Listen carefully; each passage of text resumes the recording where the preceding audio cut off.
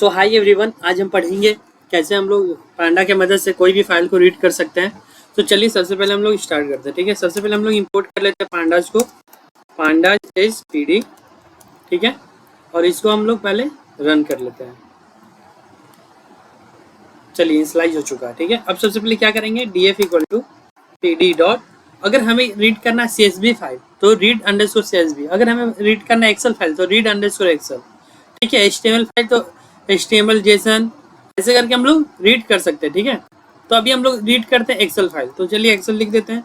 अब यहाँ पे पहला क्या करता है ना, ये सीट नेम पूछता है। ठीक है, तो हमें पहले क्या रीड करना है, हमारा फाइल नेम स्टूडेंट, यहाँ पे लिख देते हैं स्टूडेंट डॉट एक्सेल। ठीक है, अब देखिएगा आप, ठीक है df, अब देखिएगा आप, ये क्या क्या पूरा डेटा उठा के हमें दे दिया। ठीक है, अब हम क्या करेंगे कि हम बोलेंगे भाई हमको बस 5 डेटा दो, तो हेड ऑफ अगर लिखेंगे तो ये बाय डिफॉल्ट 5 रहता है, तो ये हमें अब क्या देगा, 5 डेटा देगा। अगर आप इसमें 1 पास कर दो तो 1 देगा, अगर इसमें आप 2 पास कर दोगे तो ये 2 डेटा देगा। ठीक है, ये हो गया हेड। अब टेल मेथड क्या करता है ना, टेल मेथड सबसे लास्ट से, ये हेड क्या करता है सबसे फर्स्ट से 2 देता है, और टेल क्या करेगा सबसे लास्ट से 2 डेटा देगा। अगर बाय डिफॉल्ट आप करोगे तो 5 लेगा वो, और जितना पास हुए तो वो लेगा। ठीक है, ये हो गया हेड टेल।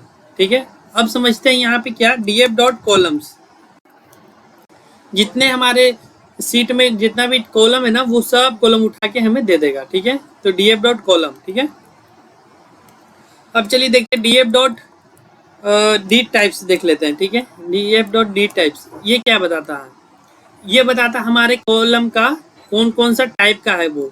सो ये आईडी कौन से टाइप का, इंटीजर का, नेम कौन से टाइप, ऑब्जेक्ट का, class object, marks float type का, जेंडर ऑब्जेक्ट टाइप का, न्यू फ्लोट टाइप का। तो इससे हमें क्या पता चल गया डी टाइप से कि कॉलम का कौन सा टाइप है। ठीक है, चलिए ये जान गए। अब हम क्या समझते हैं ना, इसमें होता है डिस्क्राइब। चलिए डिस्क्राइब समझते हैं, डिस्क्राइब क्या होता है।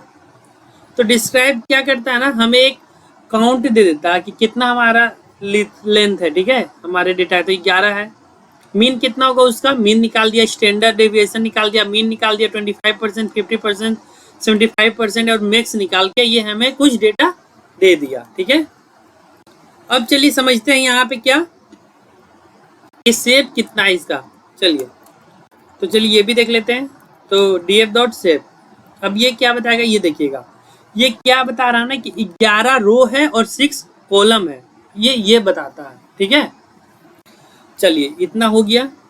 अब सबसे पहले हम लोग फिर से क्या करेंगे, अपने इस डेटा को फिर से रीड करेंगे, और सबसे पहले हम क्या करेंगे, इस फाइल को ओपन करेंगे, स्टूडेंट फाइल को। ठीक है, तो स्टूडेंट फाइल को हम लोग ओपन कर लेते हैं। चलिए स्टूडेंट फाइल को हम लोग ओपन कर लिए। ठीक है, अब स्टूडेंट फाइल कौन से टेब में ये अवेलेबल है हमारा डेटा, ये हमारा डेटा अवेलेबल है स्टूडेंट में। ठीक है, अब हम क्या करते हैं ना, सेम डेटा को कॉपी कर लेते हैं, एक और सीट बनाते हैं, और यहाँ पे लिखेंगे क्या, यहाँ पे हम लिखेंगे इंडेक्स। ठीक है, इंडेक्स एक टेब बना दिए, यहाँ पे पेस्ट कर देंगे। ठीक है,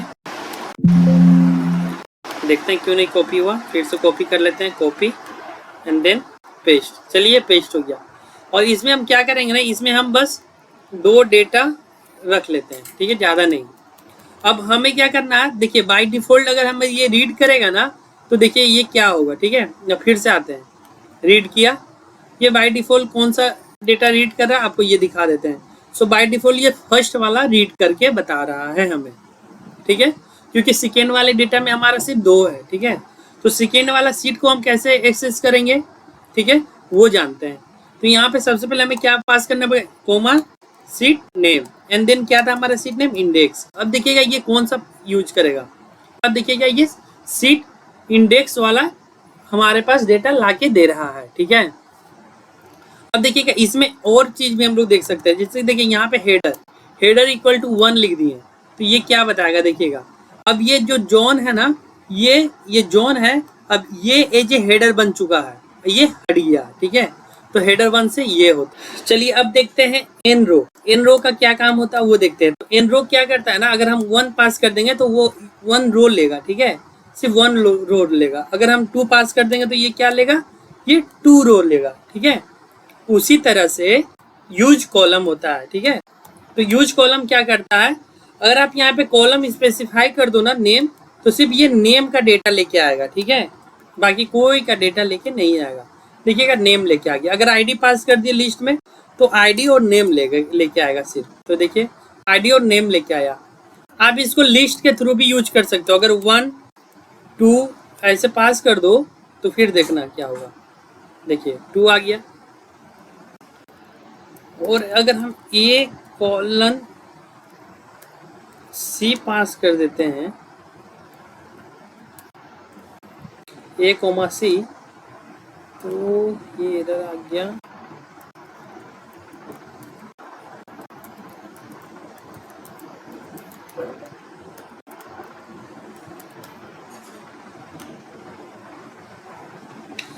अगर हम लोग यूज कॉलम में A कोलन C पास कर देंगे तो वो रेंज बता देगा कि यहाँ पे अगर A से C के बीच में जो भी डेटा को वहां से वहां तक लेके आ जाओ।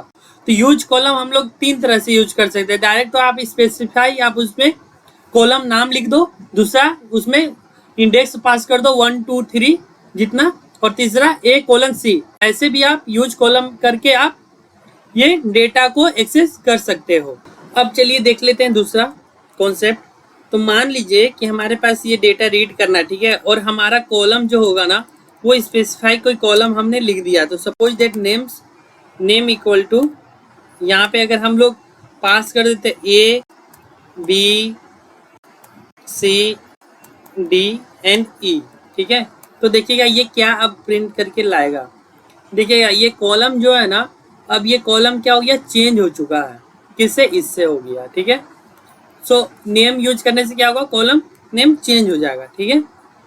और इंडेक्स कॉलम करने से क्या होगा ये दिखाता हूं मैं। इंडेक्स देखिए ये इंडेक्स से ट्रीट करने लगा।